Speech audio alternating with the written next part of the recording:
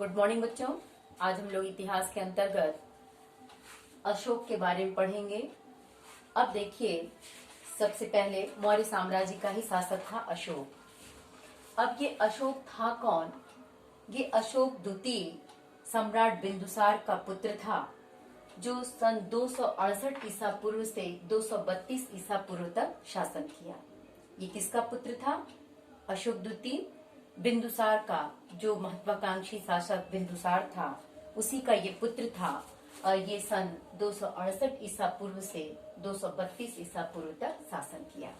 अब इसके शासन व्यवस्था के बारे में थोड़ा सा हम जानेंगे। पहला, राजनीतिक एकीकरण का प्रयास। राजनीतिक एकीकरण क्या है? अशोक ने राजनीतिक एकीकरण अर्थात संपूर्ण शासन को एक सूत्र में बांध करके एक नियम लागू करने का प्रयास किया। इसने क्या किया था? अशोक ने संपूर्ण देश में एक केंद्रीकृत शासन प्रणाली को लागू किया। अशोक ने क्या किया? संपूर्ण देश में एक केंद्रीकृत शासन प्रणाली की स्थापना की और उसने संपूर्ण मौर्य साम्राज्य को एक शासन के अधीन ला दिया। किसके द्वारा? केंद्रीकृत शासन प्रणाली को लागू करके उसने संपूर्ण देश को एक शासन के अधीन ला दिया और सबके लिए उसने एक नियम लागू किया। अशोक ने केंद्रीकृत शासन प्रणाली के अंतर्गत संपूर्ण शासन व्यवस्था को ही एक शासन के अधीन ला करके सबके लिए एक नियम उसने लागू कर दिया और इस प्रकार के नियम लागू किए करके उसने राजनीतिक एकीकरण करने का प्रयास किया, यानी किसी के साथ कोई भेदभाव न हो। दूसरा था धार्मिक सहिष्णुता। धार्मिक सहिष्णुता, अशोक ने स्वयं बौद्ध धर्म को अपनाया। धार्मिक सहिष्णुता का मतलब क्या है? सभी धर्म के प्रति सहिष्णु सहज व्यवहार अपनाना। अशोक ने तो स्वयं बौद्ध धर्म अपनाया। क्यों अपनाया था? शायद आपको पता भी होगा कि कलिंग युद्ध जब अशोक ने किया था, उसमें जो भीषण नरसंहार हुआ था, उस भीषण नरसंहार को देखकर इसका हृदय बिल्कुल द्रवीभूत हो गया था और इसका हृदय ही पूरी तरह से परिवर्तन हो गया। तो उसने बौद्ध धर्म को अपनाया, लेकिन धार्मिक सहिष्णु था, उसने अपनाया बौद्ध धर्म को, लेकिन अपनी जनता पे, अपने शासक धर्म को लागू करने के लिए किसी पे बाध्य नहीं किया कि सभी को ही बौद्ध धर्म अपना लेना है। लेकिन उसने सभी धर्मों के सार तत्व को ग्रहण करके मानव धर्म को ही श्रेष्ठ धर्म माना। अशोक जो था धार्मिक सहिष्णु था, उसने अपनाया किस धर्म को? बौद्ध धर्म को।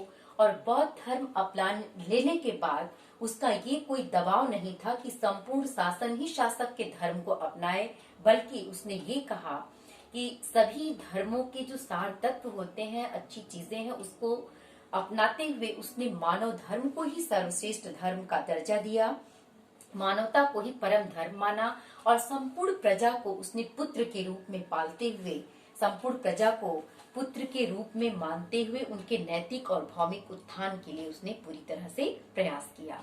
अपनी प्रजा को किस रूप में देखता था? पुत्र के रूप में। पुत्र के जैसा प्रेम देते हुए वात्सल्य भाव को उसने अपनाया। तीसरा था एक भाषा व लिपि का प्रयोग। अशोक ने एक ही भाषा व लिपि का प्रयोग किया, ऐसा कहा जाता है। उसके अभिलेखों में जन सामान्य की प्राकृतिक भाषा ही थी, यानी उसने अपने लिपि में, यानी उसने अपने अभिलेखों में जन सामान्य की प्राकृतिक भाषा को अपनाया, जिसकी लिपि क्या थी? ब्राह्मी लिपि।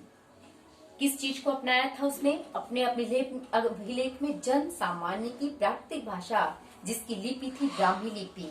और इस प्रकार उसने संपूर्ण साम्राज्य को एकता के सूत्र में बांधने का प्रयास किया। लेकिन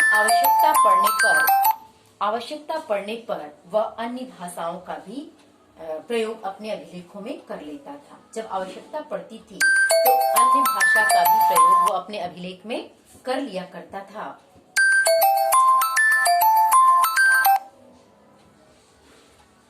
इस प्रकार से अभी देखिए अशोक का धम्म, अभी हम लोग देखेंगे अशोक का धम्म। तो अशोक ने अपने साम्राज्य को अखंड बनाने के लिए एक धम्म नीति अपनाई, जो था बौद्ध धर्म नीति। अशोक के धर्म नीति क्या थे?